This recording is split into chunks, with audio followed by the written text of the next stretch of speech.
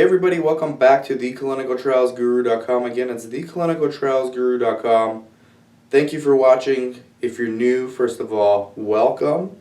Second of all, make sure you subscribe, okay, whether it's the YouTube or my blog, theclinicaltrialsguru.com. Actually, subscribe to both, because on my blog, I do giveaways, I make announcements, I do private Q&A sessions to those signed up on my email list. And on YouTube, you don't want to miss the videos as soon as I put them out, because it may take a couple weeks for the videos that I make to actually make it to my blog. I have so many in backlog that if you really want to keep up with my newest content, YouTube's the place to go. So anyways, if you don't know how this works, you email me your questions, dan@theclinicaltrialsguru.com, or you can find me on every social network you can possibly think of. My most recent favorite is Snapchat. I'm very bullish on it. I can't wait till it goes public. I'll be buying some stock.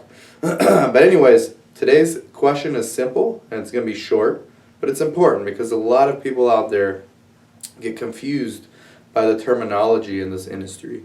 So I see it as my job to kind of help demystify clinical research. So I tackle some more complicated topics like how to run your clinic, how to manage your business better, but I also kind of help clarify different terms and who the players are in clinical research. So today's question's kind of simple. It's more for the beginners.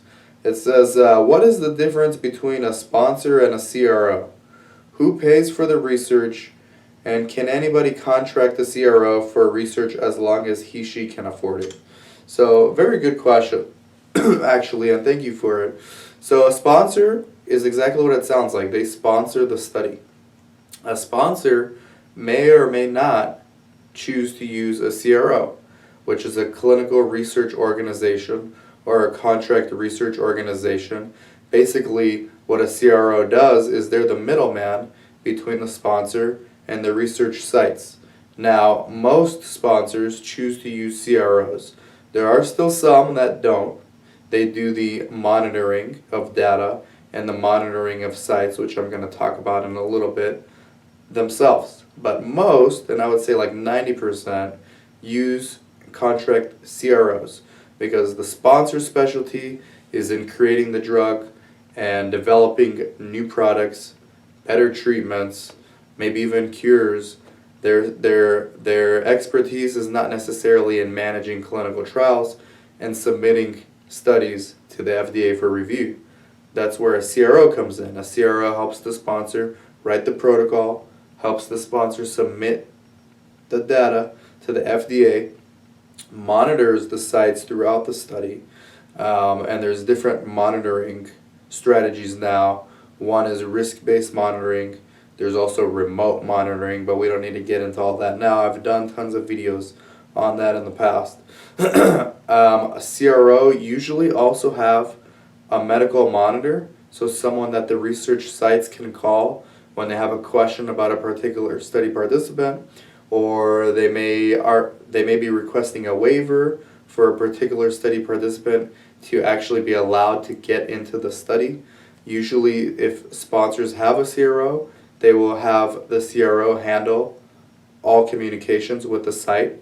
They'll occasionally get involved, but usually not. Typically, they let the CRO do that.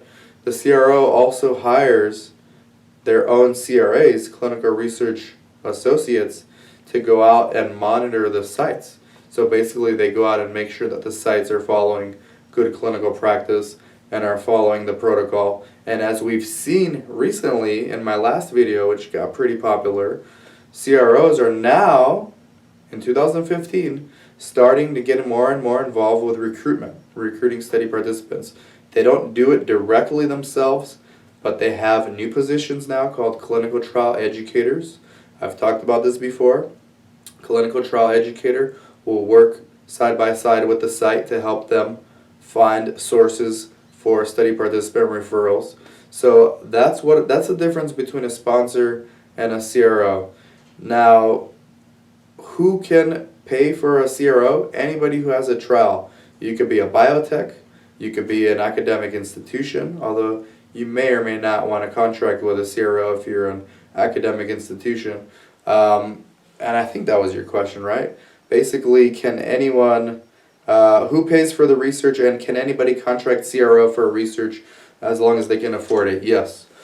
Typically, a lot of biotechs have been doing that recently, and biotechs especially don't have much expertise as far as managing clinical studies or submitting studies to the FDA, submitting data, so they need the expertise and the help of a CRO to hopefully bring their product to market. So hopefully that helps. That is the difference between a sponsor and a CRO.